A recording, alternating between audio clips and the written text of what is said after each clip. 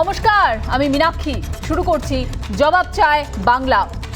হট্টগোল হয়েছিল বাদল অধিবেশনে, শাস্তির খাড়া নেমে এলো শীতকালীন অধিবেশনে। 12 জন সাংসদকে সাসপেন্ড করলেন রাজ্যসভার চেয়ারম্যান। সরকার বলে বিরোধিতা করুন, কিন্তু সংসদ চলতে দিন। কিন্তু বিরোধীদের কানে কি সেই কথা ঢোকে? যে জনপ্রতিনিধিরা মানুষের কণ্ঠস্বর হয়ে সংসদে সওয়াল করেন, তারাই হই হট্টগোল করে সংসদের কাজে বাধাও দেন।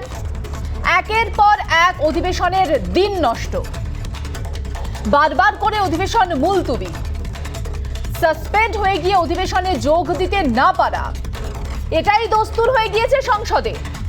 তাহলে মানুষের কথা তুলে ধরবে কে? মানুষ কি চায় কে বলবে?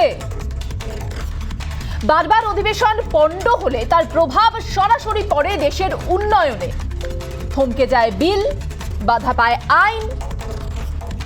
অনেক সময়ের অভাবে পর্যাপ্ত আলোচনা না করেই পাশ করতে হয় বিল। আখেরে ক্ষতি হয়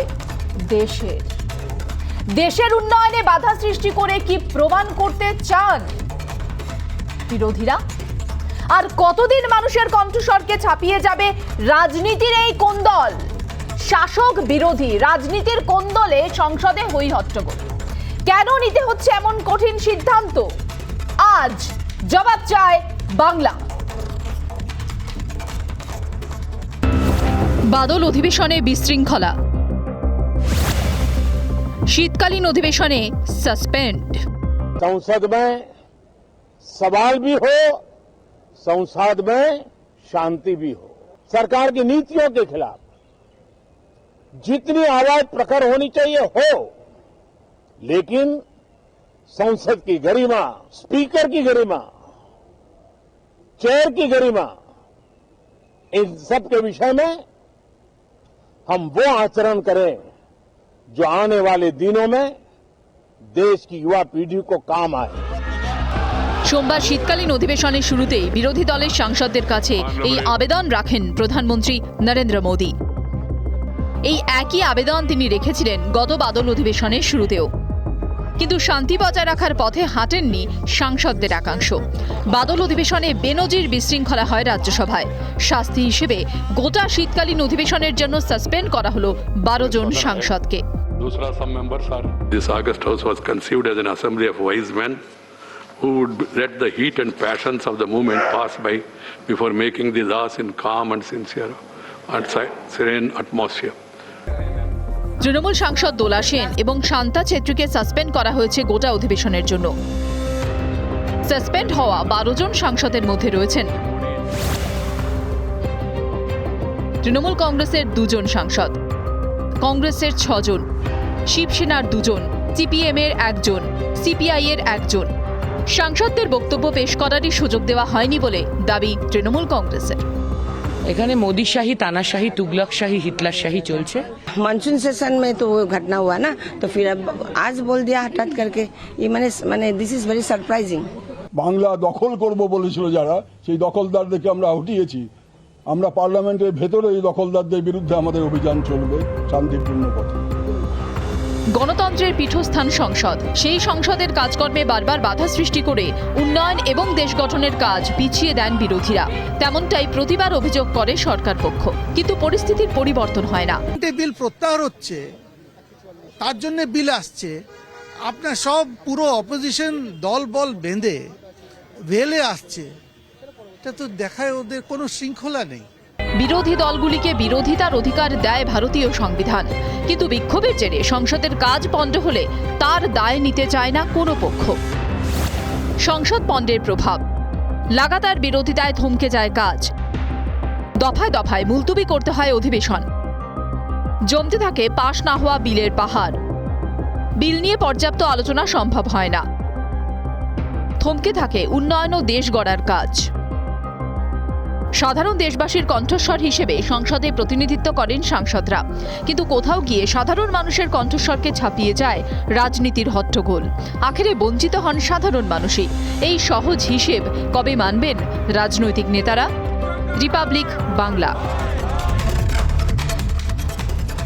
যেখানে কাজ পণ্ড হচ্ছে, যেখানে উন্নয়ন থমকে যাচ্ছে, সেখানে প্রতিবাদের ভাষা কেমন হওয়া উচিত? আজ এই নিয়ে ডিবেট করবো। আমার সঙ্গে রয়েছেন এই মুহূর্তে স্টুডিওতে রয়েছেন সন্দীপা চ্যাটার্জি, কংগ্রেস মুখপাত্র, রয়েছেন রাজনৈতিক বিশ্লেষক অনির্বাণ বন্দ্যোপাধ্যায়, আমার সঙ্গে অনলাইনে যোগ দেবেন বিজেপি মুখপাত্র সন্ময় বন্দ্যোপাধ্যায় এবং রাজনৈতিক বিশ্লেষক রাজাগোপাল ধর চক্রবর্তী। সকলকে স্বাগত। আমি রিপাবলিক বাংলা। আমি শুরুতেই সন্দীপার কাছে যাব। সন্দীপা, যে প্রতিবাদগুলো করা হয় সেটা আমরা বাদল অধিবেশনের আগেও দেখেছি। বাদল অধিবেশন শুরুর আগে প্রধানমন্ত্রীর বক্তব্য যে বলতে দেওয়া হবে, কিন্তু প্রতিবাদের ক্ষেত্রে বিশৃঙ্খলতা তৈরির ক্ষেত্রে আবেদন করা হয়েছে যাতে বিরোধীরা সেটি বজায় রাখে, শৃঙ্খলা বজায় রাখে। তারপরও আমরা দেখছি এই ধরনের ঘটনা। প্রতিবাদ তো অবশ্যই হবে, কিন্তু প্রতিবাদের ভাষা কি এমন হওয়া উচিত?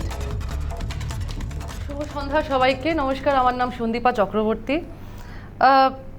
দেখুন, আমি দুটো কোট করব। 2012 সালে দুটি কোট করব। সেপ্টেম্বরের 7 তারিখে স্বর্গীয় সুষমা স্বরাজ মহোদয়া বলেছিলেন, disrupting parliament is important, not allowing parliament to function is a form of democracy like any other form. এক। দ্বিতীয় কোটটি হলো, obstruction of parliament is in the favour of democracy, স্বর্গীয় জেটলিজি। দেখুন, আজকে যে দলটি গণতন্ত্রের কথা বলছে, যে দলটি ডেমোক্রেসির কথা বলছে, একদিন এককালে সরকারে আসার আগে সেই দলটি কিন্তু এক একটার পর এক একটা অধিবেশন নষ্ট করেছে। আজকে তারা বলছে গণতন্ত্রের কথা, ডেমোক্রেসির কথা, তো ভূতের মুখে রাম নাম শোনার মতো হয়ে যাচ্ছে না? আজকে আপনারা বাদল অধিবেশনের জন্য, বাদল অধিবেশনে যারা অবস্ট্রাকশন ক্রিয়েট করেছিল আপনাদের মতে, আপনারা মার্শাল দিয়ে তাদেরকে, আমাদের নেতাদেরকে, আমাদের এমপিদেরকে আপনারা আটকিয়েছিলেন, গায়ে ধাক্কাধাক্কি হয়েছে, সেটা সবাই দেখেছে। আজকে সেই শীত অধিবেশনে আপনারা অনৈতিকভাবে তাদেরকে সাসপেন্ড করলেন। অনৈতিক কেন বলছেন সন্দীপা? বাদল অধিবেশনে যা হয়েছে সেটা শীত অধিবেশনে কেন করা হয়, বাদল অধিবেশনে সেটা কেন করা হলো না? অনৈতিক মানে এটা কি আইন বিরুদ্ধ বলছেন আপনি? আইন বিরুদ্ধ, হ্যাঁ, একদম অবশ্যই। সন্ময় বাবু ডিবেটে আসুন। সন্ময় বাবু, আইন বিরুদ্ধ কাজ করা হয়েছে, যা অসাংবিধানিক। আমরা প্রেস কনফারেন্সে সুখেন্দু একদম অসাংবিধানিক। যারা জানেন না তারা এই জাতীয় কথা বলেন যে সংসদে আগের অধিবেশনেও যদি অসংসদীয় কাজ করা যায়, পরের সংসদের অধিবেশনেও কিন্তু তার ব্যাপারে স্পিকার শেষ পর্যন্ত ব্যবস্থা নিতে পারেন। এটা সংসদে বহুবার হয়েছে, আজকে নয়। সন্ময়বাবু, এটা আপনার ইউটিউব চ্যানেল নয়, এটা আপনার ইউটিউব চ্যানেল নয়, এটা একটা প্রসিদ্ধ বাংলা চ্যানেল যেখানে সবাই কোটি কোটি দর্শক আপনার কথা শুনছে। সেই কথাটা মাথায় রেখে আপনি কথাগুলো বলবেন। আপনি বিজেপির মুখপাত্র ঠিকই, কিন্তু তাই বলে এই নয় যে যে কোনো কাজকে, যে কোনো অনৈতিক কাজকে আপনি নৈতিক ভাবে আপনি সেটাকে মানে সেটার দিকে ঘুরিয়ে নেবেন। না না, শুনুন, একতরফা বলে যাবে না, আমরা বক্তব্য শুনে নেই। সন্দীপা, শুনে নেই, সন্ময় বাবুর বক্তব্য শুনে নেই, তারপরে আসছি। বলুন সন্ময় বাবু। শোনার ধৈর্য যদি না থাকে তাহলে দয়া করে কথা বলবেন না। নিজের বলার সময় আমি কিন্তু আপনাকে ডিস্টার্ব করিনি, এটা বেসিক কার্টসিটা মেনটেন। প্রথম কথা হচ্ছে, সংসদে একাধিকবার এরকম ঘটনা ঘটেছে। সিনিয়র পার্লামেন্টারিয়ানদের কাছ থেকে এই খবর আমি সংগ্রহ করি, আপনাকে বলছি। আগের অধিবেশনের ঘটনার প্রেক্ষিতে কয়েকটা উদাহরণ দিন সন্ময় বাবু। একাধিক ঘটেছে বলে ছেড়ে দেবেন না, কয়েকটা উদাহরণ দিন। আপনাকে আমি তথ্য সহ পাঠিয়ে দেবো। না, পাঠিয়ে দেবো না, এখনই দিন। মানে আমরাও আপনার ওয়াকআপ ইউনিভার্সিটির শিক্ষায় একটু শিক্ষিত হই, আমাদের সৌভাগ্য হোক। আমাকে আমার বক্তব্যটা বলে নিতে দিন। আপনি বলুন না, আমি শুধু একটু উদাহরণটা চাইছি, আর কি শুনুন। অপরকে বিঘ্নিত করাটা কখনো এই বিঘ্নিত করছি না, আপনি আমাদের আপনার যুক্তিতে অবশ্যই আসবো। না না, নাকি আমার কথাটা বলতে দিন, তারপর ওরা কাউন্টার করুন। অসুবিধাটা কোথায়? শুনতে না চাওয়াটা তো এটাও তো একটা অসংসদীয় আচরণ। আচ্ছা, এরপরের কথাটা আপনি এক্ষুনি সন্দীপ একটা কথা বলছিলেন যে সুষমা স্বরাজের একটা কথা, ডিসরাপ্টিং parliament is a form of parliamentary democracy. অবশ্যই, তার মানে এই নয় যে আপনি ওয়েলে নেমে সংসদ থেকে সারাক্ষণ অচল করে রেখে দেবেন এবং তারপর কাগজ ছুঁড়ে মারবেন, অসংসদীয় ভাষা বলবেন এবং তারপর অর্পিতা ঘোষের মতো কাউন্সিলররা কাঁচের দরজা পর্যন্ত ভাঙার চেষ্টা করবেন এবং সমস্তটাকে জাস্টিফাই করা হবে।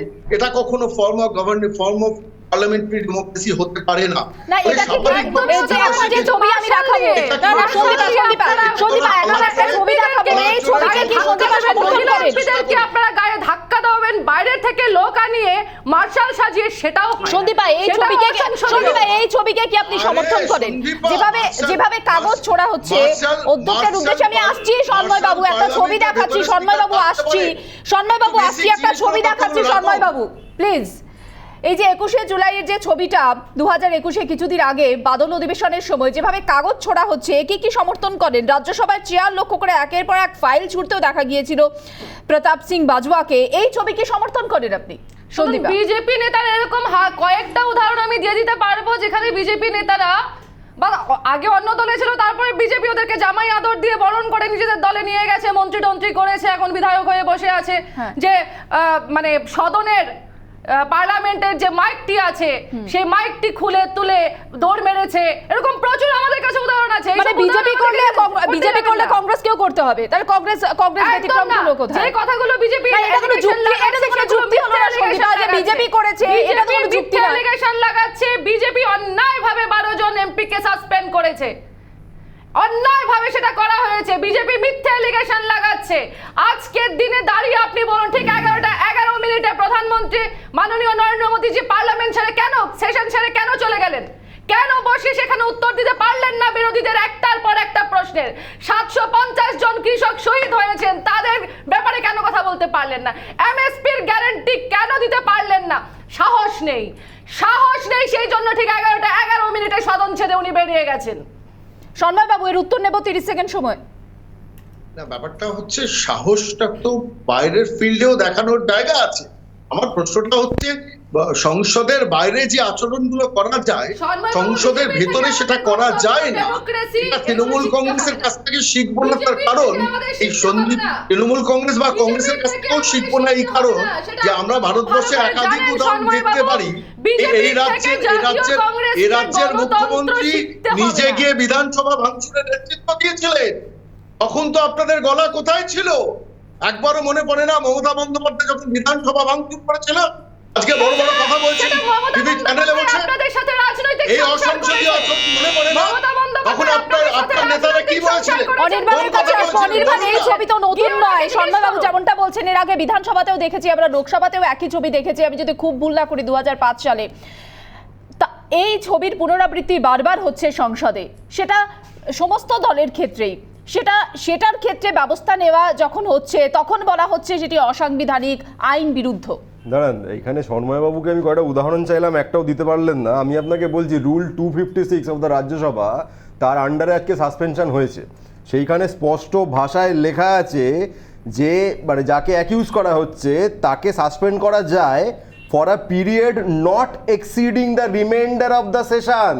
অর্থাৎ মনসুন সেশনের ঘটনায় যদি সাসপেন্ড করতে হয়, সেই মনসুন সেশনেই সেই সাসপেনশনটা শেষ হয়ে যাচ্ছে। পরের অধিবেশনে গিয়ে, তারপরের অধিবেশনে গিয়ে, 5 বছর পরের অধিবেশনে গিয়ে এই সব চলে না। এই সংসদীয় রীতিনীতির কথা যদি আমাকে বিজেপির থেকে শুনতে হয়, আমি একটা কথা স্যার মনে করিয়ে দিতে চাই, যখন আপনাকে যখন উদাহরণ চাইলাম আপনি কিছুই বলতে পারলেন না। আপনি অমিত মালব্যর শিষ্য হয়ে হোয়াটসঅ্যাপ ইউনিভার্সিটি থেকে শিখুন, কিন্তু আমি একজন আইনজীবী হিসেবে আপনাকে রুল 256 এর কথা বলে দিলাম, কি লেখা আছে সেটাও বলে দিলাম। আপনি দয়া করে একবার পড়ে নিন, শর্মা বাবু, দয়া করে একবার পড়ে নিন। আপনি একজন বাঙালি রাজনীতিবিদ, একটু পড়াশোনা থাকা দরকার। আপনি অমিত মালব্যর শিষ্য হবেন না, দয়া করে। আপনি দয়া করে অমিত মালব্যর শিষ্য হবেন না।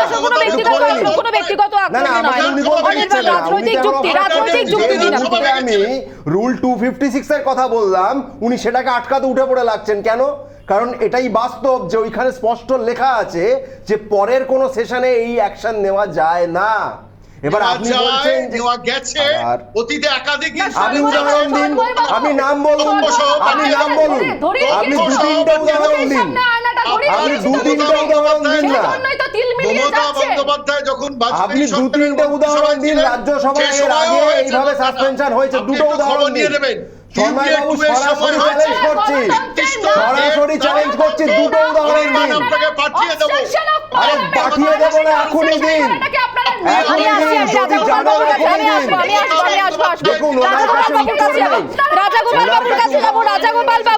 রাজাগোপাল বাবু সাসপেনশনের যে আজকে সিদ্ধান্ত, এই সিদ্ধান্ত অসাংবিধানিক বলা হচ্ছে এই সিদ্ধান্ত রাজ্যসভার আইনের পরিপন্থী। আপনার কি মত এই বিষয়ে? হ্যাঁ, দেখুন যে এ ধরনের ঘটনা এবারে ঘটেছে, মানে গত অধিবেশনে ঘটেছে, সে ধরনের ঘটনা সারা পৃথিবী সংসদে ঘটে থাকে, এবং যেটা হয়তো ঘটেছে সেটা হচ্ছে ভাঙাভাঙি হয়েছে, সংসদে যারা কাজ করেন তাদের উপরে আক্রমণ হয়েছে।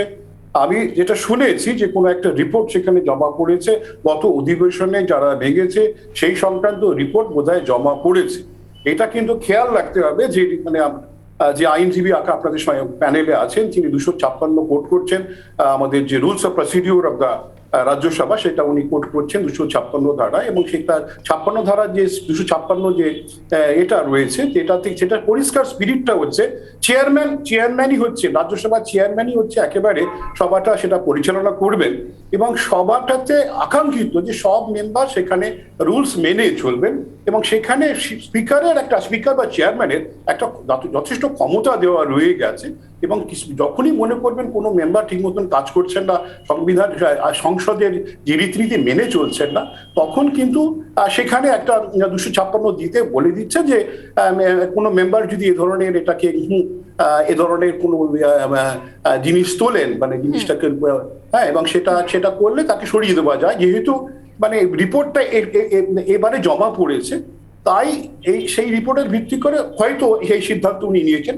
এর কতটা সাংবিধানিক ব্যাখ্যা, লিগাল ব্যাখ্যা, আমি লিগাল এক্সপার্ট নই, আমি সেই ধরনের জায়গায় যেতে পারবো না।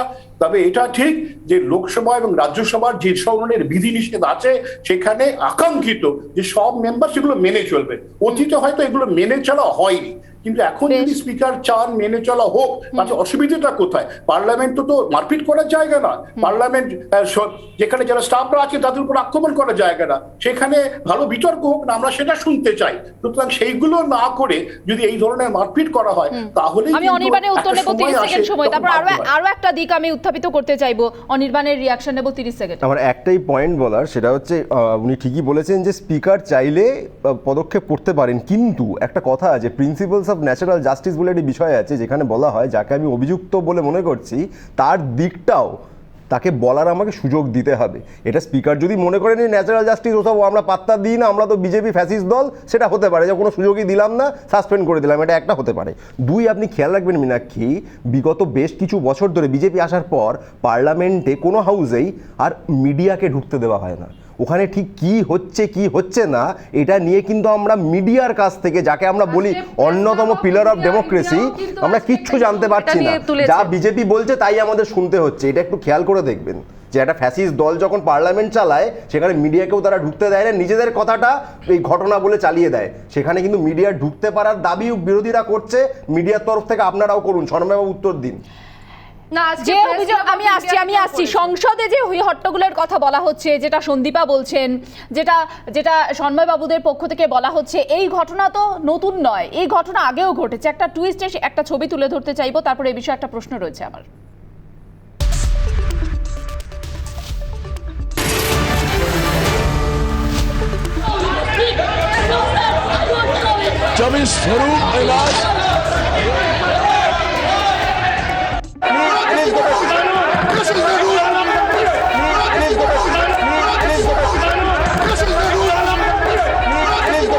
महात्मा गांधी कैसे महात्मा बने मालूम मैडम?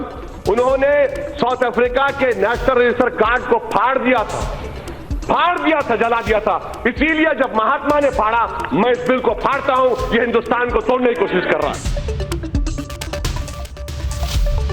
অনির্বাণের কাছে আসবো। অনির্বাণকে আমি 1 মিনিট সময় দেব। যেখানে অনেক আইন বিরুদ্ধ কথা বলা হচ্ছে যে রাজ্যসভা এটা আইনের পরিপন্থী, সেক্ষেত্রে যে আচরণগুলো আমরা দেখলাম, যে ছবি আমরা তুলে ধরলাম, যেখানে কাগজ ছোড়া, রুল বুক ছোড়া, এইগুলো কি কোথাও না কোথাও গরিমা নষ্ট করছে না? কোথাও না কোথাও এইগুলো কি একটা বার্তা গোটা দেশের কাছে, গোটা বিশ্বের কাছে যাচ্ছে না?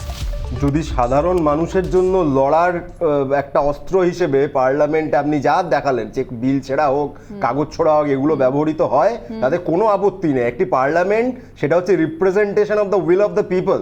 সেখানে উইল অফ দ্য পিপলকে আমি বুলডোজ করে সেখানে আমার ইচ্ছা মতো স্রেফ যেহেতু আম্বানি আদানি বলেছে সেই মতো আমি কিছু আইন পাস করাবো, বিরোধীদের কোনো স্বর আমি শুনবো না, এই যদি পার্লামেন্টের চরিত্র হয়ে থাকে সেখানে রুল বই ছেঁড়া, সেখানে রুল বই ছোড়া সবই প্রয়োজন হতে পারে। আপনি খেয়াল করে দেখবেন যে সময়ের ঝামেলার কথা বলছেন তখন পেগাসাস সফটওয়্যার নিয়ে আলোচনা বিরোধীরা দাবি করেছিল, এই সরকার একটা দিনের জন্য আলোচনা করেনি। যখন কৃষক বিল পাস হওয়ার কথা হচ্ছে বিরোধীরা আলোচনা করতে চেয়েছিল, একটা দিন আলোচনা করেনি।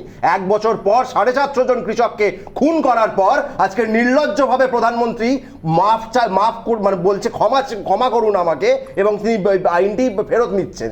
এই পার্লামেন্টে তাহলে ভূমিকাটা কি ছিল? সেখানে আলোচনাটা তারা করতে দিলেন না বলেই তো বিরোধীরা বাধ্য হয়েছিলেন এই পদক্ষেপগুলো করতে।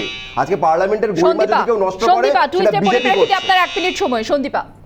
না দেখুন, সবচেয়ে মজার ব্যাপার হলো যে তৃণমূল কংগ্রেস দাবি করছে যে তৃণমূল কংগ্রেস এই কৃষক যে আইনটি ফেরত নিয়েছে সেটার পেছনে একটা ভীষণ একটা সদর্থক ভূমিকা পালন করেছে। মজার ব্যাপার হলো আজকে সব বিরোধীরা যখন একত্রিত হয়ে যখন স্বর উঠিয়েছেন, যখন আওয়াজ উঠিয়েছেন এই কাণ্ড কারখানাগুলির বিরুদ্ধে, তখন কিন্তু তৃণমূলকে সেখানে পাওয়া যায়নি। ইনফ্যাক্ট আরও মজার ব্যাপার হলো দোলা সেন, উনি তো তৃণমূলের এমপি, তো উনিও তো সাসপেন্ড হয়েছেন। আজকে যৌথভাবে সম্মিলিতভাবে প্রত্যেকটা বিরোধী পার্টি যখন একটা লেটার ইস্যু করলেন যে আমরা সেটাকে মানি না, আমরা অনৈতিক বলছি, সেখানে কংগ্রেস ছিল, আপ অব্দি ছিল, আপের একটা চক্ষু লজ্জা আছে, আপও ছিল, কিন্তু তৃণমূল কিন্তু নেই। তৃণমূলের এই যে নেচারটা সেটা কিন্তু বুঝতে হবে যে এতটাই প্রভুভক্তি হয়ে গেছে যে নিজের দলের এমপিকে বাঁচাবার জন্য সমর্থন করার জন্য কিন্তু তৃণমূল আজকে ওই বিরোধী ঐক্য মঞ্চে যেতে পারেনি, সেটাও কিন্তু আমাদেরকে বুঝতে হবে। তো তৃণমূল যেখানে বলছে দাঁড়িয়ে যে আমরা এটা করেছি, আমরা ওটা করেছি, জেনে রাখুন আজকে সবাই তৃণমূল নিজের এমপিকে পর্যন্ত সমর্থন করতে আমাদের সাথে আসতে পারেনি। আমার এখানেই প্রশ্ন সন্দীপা, যেখানে যৌথ বিবৃতি দেওয়া হলো, যেখানে আগামীকাল বৈঠক এবং বৈঠকে পরবর্তী কর্মসূচি বিরোধীরা ঠিক করবে, সেখানে তৃণমূল কংগ্রেসের নাম নেই কেন? তৃণমূল কংগ্রেস নেই কেন? তাদের তো 2 জন এমপি সাসপেন্ড হয়েছে এবং তার জন্য তার প্রেস কনফারেন্সও করা হলো। তাহলে যৌথ বিবৃতিতে নিজেদের দলের নাম দিতে বা নিজেরা যুক্ত হতে কোথায় বাধা?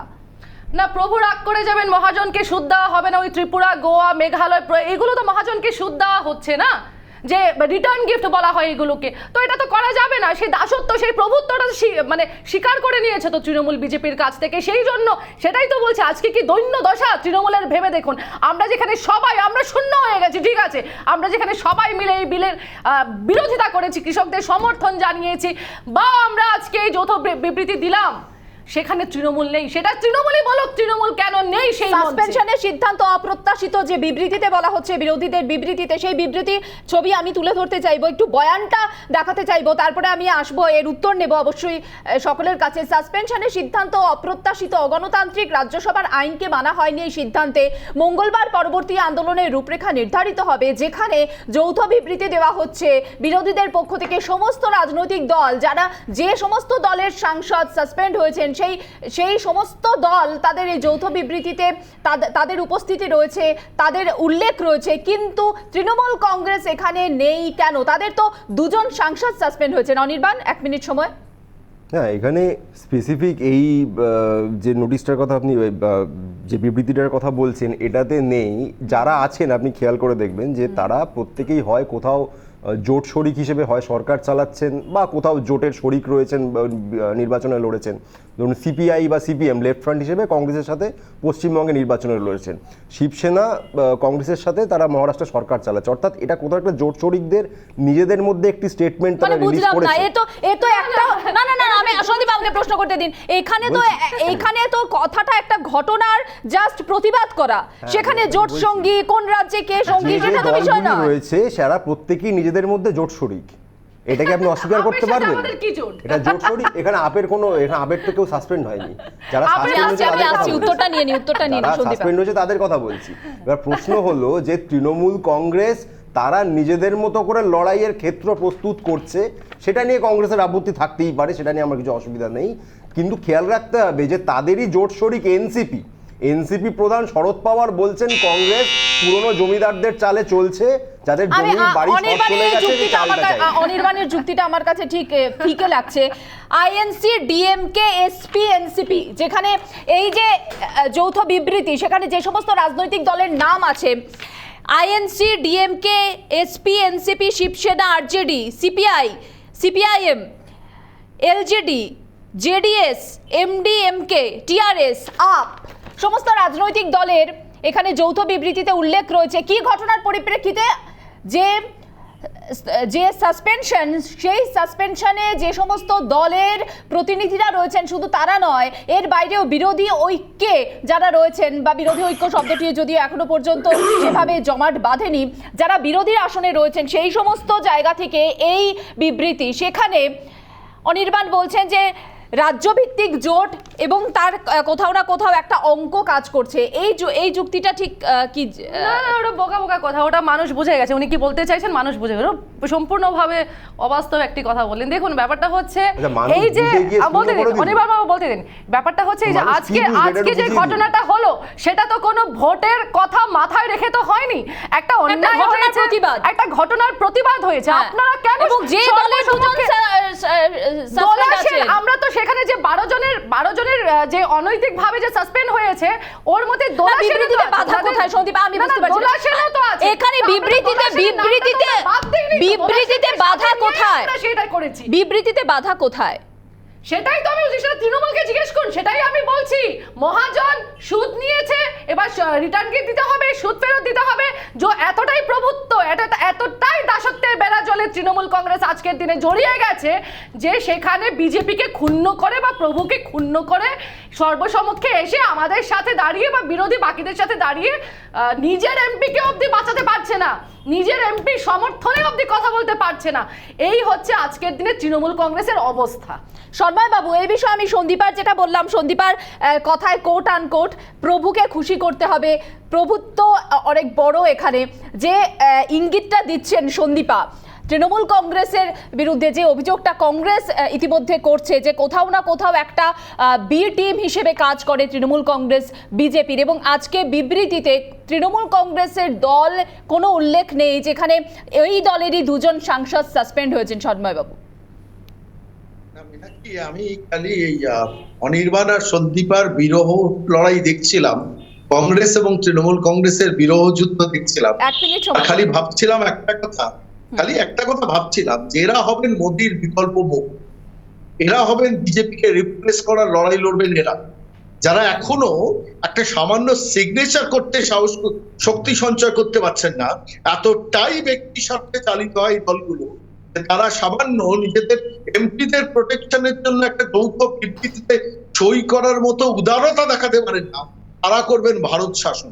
ভালো, এটা ভারতবর্ষের মানুষ দেখুন, বাংলার মানুষ দেখুন যে কারা একজোট হতে চাইছে, যারা এখনই এই লড়াই লড়ছেন। যতদিন যাবে এই লড়াইটা কোন স্তরে গিয়ে পৌঁছবে সেটা ভারতবর্ষের মানুষের দেখা দরকার। চূড়ান্ত ব্যক্তি স্বার্থে চালিত এই শক্তিগুলো ভারতবর্ষে বিজেপিকে রিপ্লেস করতে চাইছে। আমি এই বিষয়ে রাজাগোপাল বাবুর কাছে যাব, 1 মিনিট সময় দেব। যৌথ যে বিবৃতি, সেই বিবৃতিতে তৃণমূল কংগ্রেসের উল্লেখ নেই, তৃণমূল কংগ্রেস সেই বিবৃতিতে সামিল হলো না, এর কি অর্থ? রাজাগোপাল বাবু, 1 মিনিট সময় আপনার। না দেখুন, মানে যেটা বোঝা যাচ্ছে যে পরিষ্কার করেই বোঝা যাচ্ছে যে তৃণমূল একটা আলাদাভাবে লড়তে চাইছে, তাদের একটা ভারত দখলের স্বপ্ন তৈরি হয়েছে এবং তারা মনে করছে তারা যদি অপোজিশনের সঙ্গে থাকে তাহলে তাদের যে স্বপ্ন যে তারা ভারত দখল করতে পারবে, বিভিন্ন রাজ্যে এগিয়ে যাবে, সেটা হয়তো সম্ভব হয়ে উঠবে না। এখানে হয়তো তাদের সঙ্গে কেউ না কেউ হয়তো আঘাত করে থাকতে পারে অলিখিতভাবে, সেটা এই মুহূর্তে খুব একটা পরিষ্কার নয়, কিন্তু তাদের যে স্বপ্ন, সেই স্বপ্নটা একসঙ্গে অন্য পার্টির সঙ্গে থাকলে সেই স্বপ্নটা যে অনেকটাই হচ্ছে ইনকম্প্যাটেবল, সেটা তারা বুঝতে পারছেই বলেই তারা আলাদা জায়গায় রয়েছে। এটা এইটুকুনি খালি বলবো, যেহেতু কম সময় দিলেন। হ্যাঁ সন্দীপা, এই যে আলাদাভাবে লড়া, সেখানে বিরোধী তার জায়গাটা এই আলাদাভাবে লড়লে কি কোথাও না কোথাও সেই শক্তিটা কম হচ্ছে না? যেখানে আমরা দেখছি আলাদাভাবে লড়ার ক্ষেত্রে কংগ্রেসের কিন্তু ঘর ভাঙছে বেশি।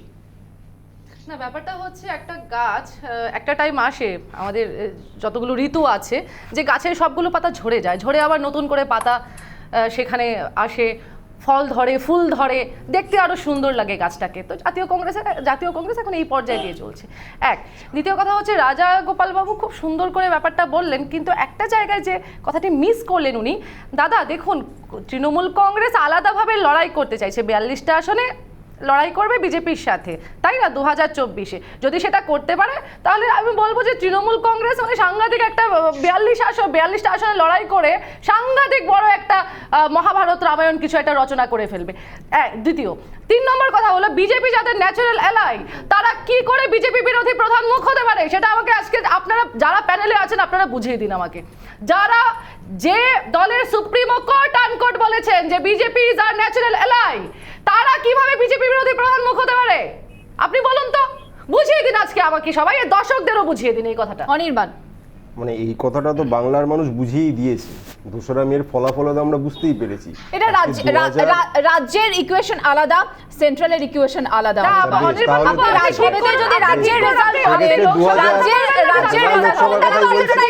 আচ্ছা লোকসভার কথাই বলছি, 2019-এও বুঝিয়ে দিয়েছে, 2019-এও বুঝিয়ে দিয়েছে, 2014-তেও বুঝিয়ে দিয়েছে। আজকে 42 আসন নিয়ে তৃণমূল কংগ্রেস কি করবে এই প্রশ্ন তোলা হচ্ছে, খুব সঙ্গত প্রশ্ন। যে তথাকথিত 200টি আসনে জাতীয় কংগ্রেস এবং বিজেপি মুখোমুখি লড়ে, সেখানে কংগ্রেসের স্ট্রাইক রেটটা কত? তারা সেই 250-এর মধ্যে আপনি কোথাও রেকর্ড দেখিয়ে দিন জাতীয় কংগ্রেস 136 বছরের, আমি 2014 পরের কথা বলছি। আপনারা অবশ্যই এ নিয়ে কোনো একদম সুবর্ণ ইতিহাস তো বটে, এটা কেউ বিজেপি ছাড়া কেউ অস্বীকার করে না, এটা বিজেপি ছাড়া কেউ অস্বীকার করে না। আমি বলছি 100 বার, এবার ইতিহাস ধুয়ে তো আর জল খাওয়া যাচ্ছে না, ইতিহাস ধুয়ে তো জল খাওয়া যাচ্ছে না। এবার আমাকে বলুন বিগত 2 বছরে আপনাদের সভাপতি কে? আমি আপনার সাথে লড়ছি না, আমি আপনার সাথে লড়ছি না, আমি শুধু প্রশ্ন করছি। অনির্বাণ, এখানে একটা রাজনীতির অঙ্ক। অনির্বাণ, সন্দীপা, ইতিহাস ঘাটছি না, আমি বর্তমানে একটা রাজনৈতিক অঙ্ক সম্পর্কিত আমি অনির্বাণ আসছি, আমি আপনার কাছে আসছি। আমি একটা বর্তমানে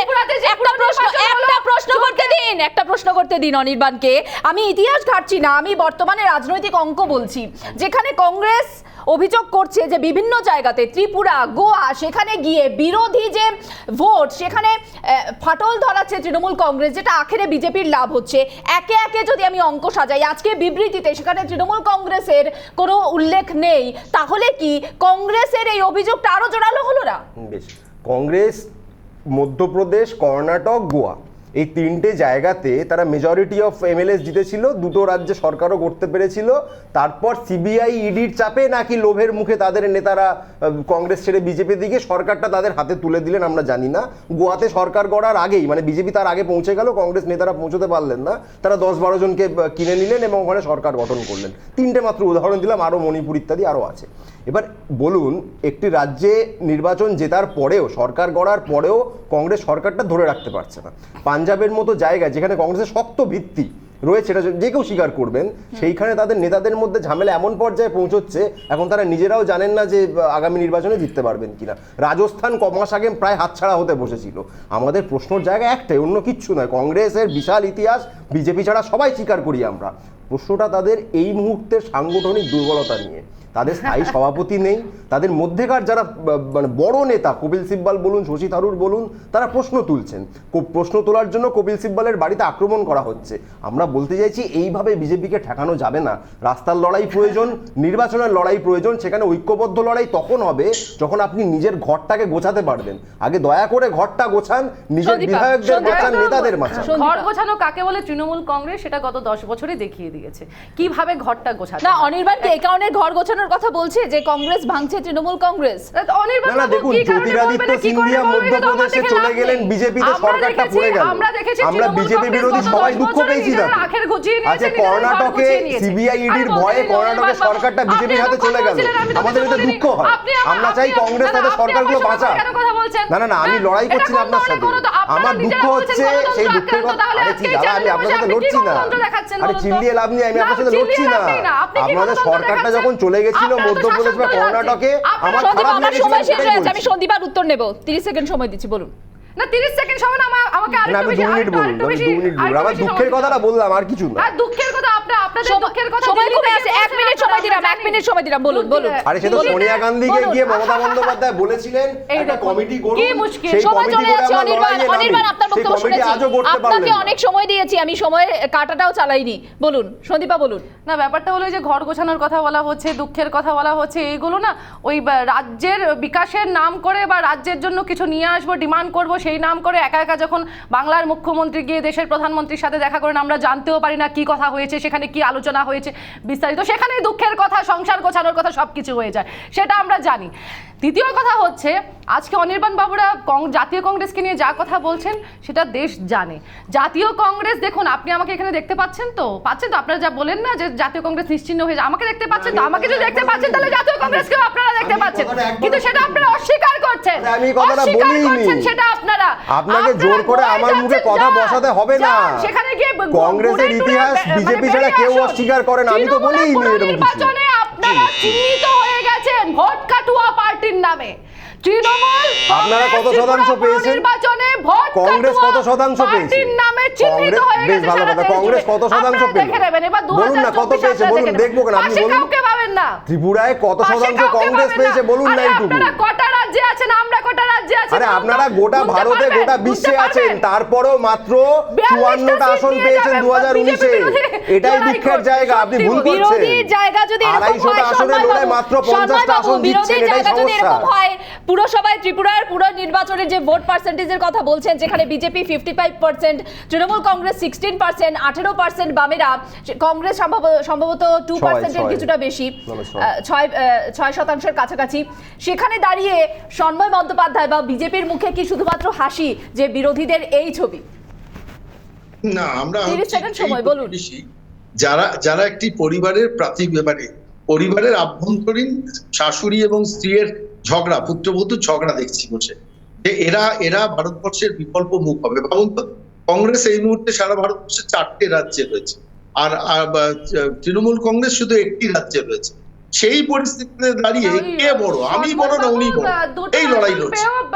আমার খালি একটা জিনিস মনে হচ্ছে, আমি একটু অন্য দিক থেকে ব্যাপারটা ব্যাখ্যা করছি। আচ্ছা বলুন তো আমাদের কেরলে বিজয়ন আমাদের শূন্যতে নামিয়ে দিয়েছে, এখানে বিজেপিকে শূন্যতে নামিয়ে দিয়েছে। বিজয়ন তো ভারতবর্ষের মুখ হতে চাইছে না, আর কিছু না।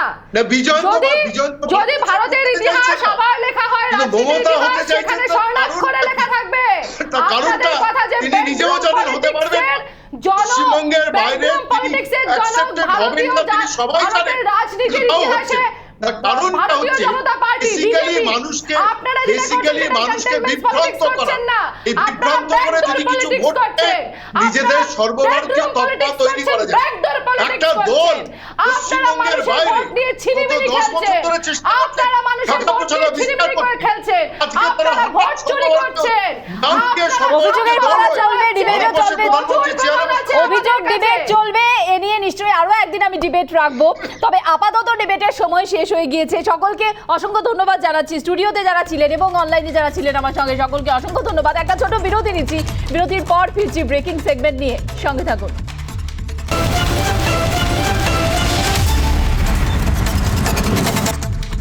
ফিল্ম বিরতির পর ব্রেকিং সেগমেন্ট নিয়ে নজর রাখবো এই মুহূর্তে প্রথম ব্রেকিং এর দিকে। বন্দুক নিয়ে ছাত্রের উপর হামলার অভিযোগ, নবম শ্রেণীর ছাত্রের উপর হামলার অভিযোগ। সোদপুরের পানিহাটি এলাকার ঘটনা এটি। কোনো রকমে পালিয়ে বাঁচে ছাত্র, ঘটনায় আগ্নেয়াস্ত্র সহ গ্রেফতার 4। তদন্তে খড়দহ থানার পুলিশ। বন্দুক নিয়ে ছাত্রের উপর হামলার অভিযোগ, নবম শ্রেণীর ছাত্রের উপর হামলা, এবং যে হামলা চালিয়েছে সেও একজন ছাত্র, তার হাতে আগ্নেয়াস্ত্র ছিল। ঘটনায় আগ্নেয়াস্ত্র সহ গ্রেফতার হয়েছেন 4 জন। তদন্তে নেমেছে খড়দহ থানার পুলিশ। বিস্তারিত জানাবেন বিশাখা, রয়েছেন সরাসরি নিউজ রুম থেকে আমার সঙ্গে। বিশাখা, ঠিক কি অভিযোগ? দেখো মীনাক্ষী, যেটা সব থেকে বড় উদ্বেগের বিষয় যে একটা প্রণয় ঘটিত বিষয়, এবং সেখানে যাকে টার্গেট করা হলো সে স্কুল ছাত্র এবং নবম শ্রেণীর ছাত্র। তাকে 4 জন দুষ্কৃতী, এবং তারা যেভাবে আগ্নেয়াস্ত্র নিয়ে তাকে বন্দুকের বাট দিয়ে যেভাবে আঘাত করা হলো, এবং তারপর সে প্রাণপণ যখন দৌড়তে থাকে স্কুলের ভেতরে, যখন সে চলে আসে, তারপর তার চিৎকারে এলাকাবাসীরা চারপাশ থেকে চলে আসেন, এবং শেষ পর্যন্ত এই 4 জনকে গ্রেফতার করা হয়। এই 4 জন দুষ্কৃতীকে, তাদের সঙ্গে ছিল অবশ্যই আর্মস, অর্থাৎ আগ্নেয়াস্ত্র সহ তাদেরকে গ্রেফতার করা হয়। কিন্তু প্রশ্নটা যেখান থেকে উঠছে যে কি করে এই রকম ঘটনা ঘটে যেতে পারে, পানিহাটি, সোদপুর যেখানে একেবারে কলকাতা সংলগ্ন এলাকা, সেখানে কি করে এই ধরনের ঘটনা ঘটতে পারে, এবং একটা স্কুলের ভেতরে, স্কুল সংলগ্ন এলাকায়, সেখানে যখন এতগুলো এই বয়সী ছেলেমেয়েরা তারা থাকে বা তারা পড়াশোনা করে, সেই জায়গা থেকে ল অ্যান্ড অর্ডার সিচুয়েশন নিয়েও কিন্তু প্রশ্ন উঠছে যে বিশাখা, তুমি আমাদের সঙ্গে থাকো। এই মুহূর্তে দাঁড়িয়ে প্রাক্তন রয়েছে। পুলিশ কর্তা সত্যজিৎ বন্দ্যোপাধ্যায় টেলিফোনে রয়েছেন আমাদের সঙ্গে। সত্যজিৎ বাবু, স্বাগত আপনাকে রিপাবলিক বাংলায়। যেভাবে বন্দুক নিয়ে ছাত্রের উপর হামলার অভিযোগ উঠছে এবং প্রকাশ্যে হামলা করা হচ্ছে, আগ্নেয়াস্ত্র সহ গ্রেফতার 4 জন, এই মুহূর্তে প্রকাশ্যে এইরকম হামলা কতটা উদ্বেগের? এটা প্রচন্ড উদ্বেগের, নাম্বার ওয়ান। দ্বিতীয় কথা হচ্ছে যে এই যে ঘটনাটা হচ্ছে এটা কিন্তু আনওয়ারেন্টেড। এরকম ঘটনা কিন্তু কলকাতায় কিংবা আশেপাশের অঞ্চলে দেখা যায় না। কিন্তু ঘটনা হচ্ছে এইভাবে যে প্রথম প্রশ্ন হচ্ছে যে এই ছেলেগুলোর কাছে এই মানে আর্মস এলো কিভাবে? যদি আর্মস সত্যি সত্যি টয় পিস্তল কিংবা অন্য কিছু অরিজিনাল আর্মস হয়ে থাকে, তাহলে অরিজিনাল আর্মস তাদের কাছে কোনো লাইসেন্স নেই। তাহলে বেআইনি অস্ত্র নিয়ে তারা ওখানে ঢুকেছিল। বেআইনি অস্ত্র নিয়ে যদি ওখানে ঢোকে তাহলে তাদের এগেনস্টে আর্মস অ্যাক্টের কেস হবে। স্পেসিফিক 27 স্পেসিফিক আর্মস অ্যাক্টের কেস হবে, unlawful possession of the unlicensed arms, number one. Number two, এদের উদ্দেশ্যটা তো খারাপ ছিল। উদ্দেশ্য তো কোনো আনলাইসেন্স আর্মস নিয়ে যখনই কোনো জায়গায় ঢুকছে তার উদ্দেশ্য তো তার ভালো উদ্দেশ্য নিয়ে ঢোকেনি। সুতরাং সেই উদ্দেশ্যটাও ওকে দেখতে হবে এবং সেইভাবে যথোপযুক্তভাবে লোকাল পুলিশকে আসার দরকার এবং একটা ইনভেস্টিগেশন টিম গঠন করে এখানের স্পেসিফিক কেস এদের এগেনস্টে রেজিস্টার করে ইনভেস্টিগেশন দ্রুত তাদের 164 করাতে হবে। যারা ওখানকার লোকাল যারা দেখেছে আইউটনেস, সেই লোকাল আইউটনেসের এক্সামিনেশন তাদের স্টেটমেন্ট কোনো রেকর্ড করতে হবে এবং দরকার হলে ম্যাজিস্ট্রেটের কাছে স্বীকরোক্তির জন্য 164 করানোর জন্য ম্যাজিস্ট্রেটের স্বীকরোক্তির জন্য প্রেয়ারও দিতে হবে এবং দ্রুত চার্জশিটেরও ব্যবস্থা করতে হবে। না হলে কিন্তু আগামী দিনে সমাজ ব্যবস্থা থেকে এগুলো বন্ধ করা যাবে না। এটাই আমার ছোট করে বক্তব্য। ধন্যবাদ সত্যজিৎ বাবু। একজন প্রত্যক্ষদর্শী এই ঘটনায় যিনি প্রত্যক্ষ করেছেন তিনি ঠিক কি বলছেন শুনুন। কোথায় থাকে? আমাদের পাড়ায় সোদপুর ইংলিশ টাউন পানি আছে। ওকে মারতে এসেছিল? হ্যাঁ, ওকে মারতে ছেলে থেকে ওকে মারছিল। কজন এসেছিল? 20 জন। 20 জন ছিল। হ্যাঁ। ওদের কাছে কি ছিল? ওদের কাছে বন্দুক ছিল, একটা মেশিন ছিল একজন। আচ্ছা, তারপর কি হলো? তারপরে যে পুলিশকে ফোন করলো, পুলিশ এলো। তারপরে ধরা পড়েছে ওরা? হ্যাঁ, ধরা পড়েছে। কজন ধরা পড়েছে? কজন ধরা পড়েছে? 4 জন যারা মেরেছে। আচ্ছা, আগ্নেয়াস্ত্র ধরা পড়েছে? আগ্নেয়াস্ত্র ধরা পড়েছে, মেশিন ধরা পড়েছে? হ্যাঁ, মেশিন ধরা পড়েছে। আচ্ছা, কেন মারতে এসেছিল কি জানো কিছু? সেটাই জানো। অরিন্দম আচার্য প্রাক্তন পুলিশ কর্তা রয়েছেন আমার সঙ্গে। অরিন্দম বাবু, স্বাগত রিপাবলিক বাংলায়। যেভাবে 20 জন মিলে একজনকে মারতে এলো, আগ্নেয়াস্ত্র নিয়ে তারা মারতে এলো এবং প্রকাশ্যে ওই ছাত্রের উপর হামলার অভিযোগ, এই ঘটনা কোথাও না কোথাও কি আবারও একবার আইন শৃঙ্খলার প্রশ্নটা তুলছে না এই রাজ্যে? দেখুন, যা ঘটনা আপনাদের কাছ থেকে শুনলাম, এ আরো একটি চরম অবক্ষয়ের জ্বলন্ত নিদর্শন। কেন? কারণটা হচ্ছে আজকে তো হৃদয়বৃত্তি দিয়ে শিশুরা কি আজকে বড় হচ্ছে, ওদের হচ্ছে বড় হচ্ছে কি বুদ্ধিবৃত্তি এবং 15 বছরের একটি ছেলের হাতে নাকি রিভলভার। এ কি ভিয়েতনামের সেই যুদ্ধ যে স্বাধীন করার জন্য আজকে আবাল বৃদ্ধ বনিতা সব ঝাঁপিয়ে পড়েছে? এর জন্য আমাদের পরিবেশ দায়ী। আর একটা কথা বলে দিচ্ছি, যেহেতু 15 বছর বয়স, এদের জুভেনাইল অ্যাক্ট আসবে এবং প্রশ্ন সবচেয়ে বড় যেটা মানে ভাবার বিষয় যে আজকে আমরা কোথায় চলে যাচ্ছি, অবক্ষয়ের চূড়ান্ত নিদর্শন কোথায়। এখনো অনেকে হয়তো বলেনি প্রশাসনের ব্যবস্থা নেবে। এই যারা বলছে প্রশাসনের ব্যবস্থা নেবে, তারা যে কত বড় দেশের সর্বনাশ করে দিচ্ছে এবং যুব সমাজের শিশুদের যে আজকে পরিপূর্ণতার জন্য যে জায়গাটা আমাদের দরকার, সেটা যে আজ কত বড় বিষাক্ত হয়ে যাচ্ছে, দিস ইজ এন এক্সাম্পল। আমার মনে হয় দেখুন, এই যে 20 জন যেটা বলছে, কি কারণে গেছে, তারা কারা, কোথা থেকে এলো এবং রিভলভার একটা 15 বছরের বাচ্চার হাতে এলো কি করে, এগুলো হচ্ছে পার্ট অফ ইনভেস্টিগেশন। এর রুটে যদি না যেতে পারে তাহলে কিন্তু আগামী দিনে একটা ভয়ঙ্কর আমরা মানে পরিবেশ দূষণের দিক থেকে, শিশুদের বিকাশের দিক থেকে কিন্তু আজকে চরম হতাশার মধ্যে আমাদের পড়তে হবে। ধন্যবাদ অরিন্দম বাবু। ধন্যবাদ বিশাখাকেও আমাদের সঙ্গে ছিলেন। নজর রাখবো আমরা আমাদের পরবর্তী ব্রেকিং এর দিকে। হাবড়ায় দুষ্কৃতী দৌরাত্ম্য, ব্যবসায়ীকে কুপিয়ে খুন দুষ্কৃতীদের। মৃতের নাম পার্থসারথী বিশ্বাস। হাসপাতালে নিয়ে গেলে মৃত বলে ঘোষণা। হাসপাতালের স্থানীয় পুর প্রশাসক যিনি স্বর্ণ ব্যবসায়ীর বিরুদ্ধে এই অভিযোগ। হাবড়ায় দুষ্কৃতী দৌরাত্ম্য, ব্যবসায়ীকে কুপিয়ে খুন দুষ্কৃতীদের। মৃতের নাম পার্থসারথী বিশ্বাস। হাসপাতালে নিয়ে গেলে মৃত বলে ঘোষণা। হাসপাতালে পৌঁছলেন সেখানে স্থানীয় পুর প্রশাসক। স্বর্ণ ব্যবসায়ীর বিরুদ্ধে এই ঘটনার অভিযোগ।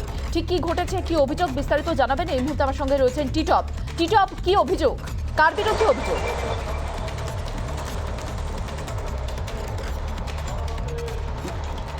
দেখো মিনাক্ষী, তোমাকে প্রথমে দেখাচ্ছি যে ঘটনাস্থল, সেই ঘটনাস্থল আমার সহকর্মীকে দেখাতে বলবো। এই যে বিল্ডিং এখানেই হচ্ছে ব্যবসায়ী, আমার সহকর্মী দেখাচ্ছে। তুমি দেখতে পাচ্ছ যে এখানে যে বিল্ডিং পর এখানে কিন্তু এই বিল্ডিংয়ের মধ্যে অর্থাৎ এতটাই যিনি এসেছিলেন স্থানীয় মানুষের তাদের বক্তব্য অনুযায়ী ঠিক এই যে রাস্তা তোমাকে দেখাচ্ছি, দেখো ঠিক এই রাস্তা ধরে এসেছিলেন সেই এতটাই, এবং আসার পরে কিন্তু ঠিক এই যে সিঁড়ি রয়েছে, আমি আরেকটা চিত্র দেখানোর চেষ্টা করবো। এই সিঁড়ি ধরে কিন্তু দোতলায় উঠেছিলেন এতটাই, এবং দোতলায় উঠে ধারালো অস্ত্র দিয়ে ব্যবসায়ীকে গলায় একের পর এক কোপানো হয়।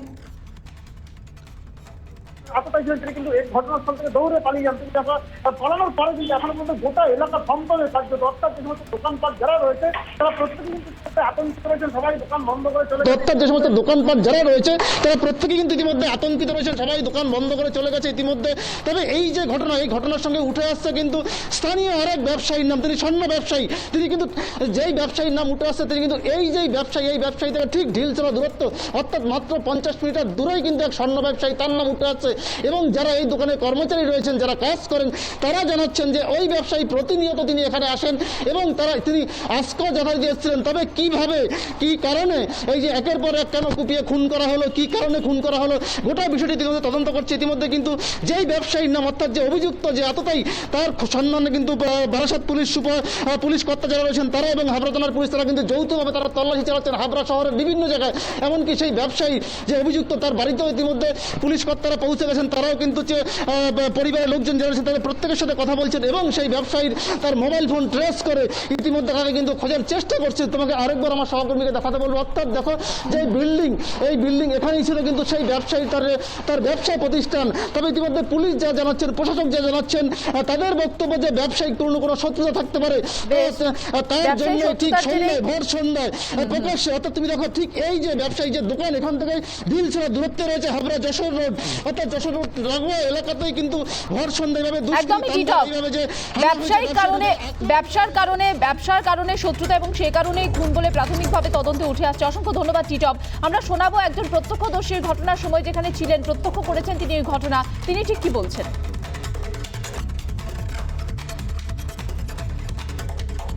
সাধু ওই আমাদের শ্যামমার্কেটের ভিতরে তো সোনার দোকান। কেন করেছে জানি না। কোনো শত্রুতা ছিল? হ্যাঁ, কোনো শত্রুতা ছিল? যাও বলতে পারছি না আমি। আমরা দুজন কথা বলছিল, উপরে আমরা নিচে ট্রেন করছি, হঠাৎ দেখি ও চিৎকার করছে, আমরা দৌড়ে গেলাম। কোথায় গেছে সে? পালিয়ে গেছে? হ্যাঁ, সে বড় করতে পালিয়েছে। আরে বাবা, কে হয় যে আক্রান্ত হয়েছে? কে হয় আপনার মালিক? আমাদের মুম্বাইটার দোকানের। আপনার দোকানের মালিক? হ্যাঁ, আমাদের দোকানের মালিক। নজর রাখবো পরবর্তী ব্রেকিং এর দিকে। শিলিগুড়ির দিকে নজর রাখতে হচ্ছে। শিলিগুড়িতে তোলাবাজি, তৃণমূলের বিলের ওপর অশোক স্তম্ভের সিল। ব্যবসায়ীদের কাছ থেকে তোলাবাজির অভিযোগ অস্বীকার তৃণমূলের, ভুয়ো বিল দাবি তৃণমূলের। শিলিগুড়িতে তোলাবাজির অভিযোগ তৃণমূল কংগ্রেসের বিরুদ্ধে, যেখানে বিলের উপর অশোক স্তম্ভের সিল। ব্যবসায়ীদের কাছ থেকে তোলাবাজি, অভিযোগ অস্বীকার তৃণমূল কংগ্রেসের, ভুয়ো বিল দাবি তৃণমূল কংগ্রেসের। তৃণমূলের নাম করে টাকা তুলেছেন অন্য কেউ, এমনটাই দাবি করা হচ্ছে তৃণমূল কংগ্রেসের পক্ষ থেকে। যেখানে আমরা তুলে ধরছি এই ছবি, তৃণমূল কংগ্রেসের বিরুদ্ধে অভিযোগ শিলিগুড়িতে তোলাবাজি এবং বিলের ওপরে অশোক স্তম্ভের সিল রয়েছে, যেখানে দাবি করা হচ্ছে তৃণমূল কংগ্রেসের পক্ষ থেকে যে এই তোলাবাজির সঙ্গে যুক্ত রয়েছেন অন্য কেউ, তৃণমূল কংগ্রেসের কেউ এর সঙ্গে যুক্ত নন।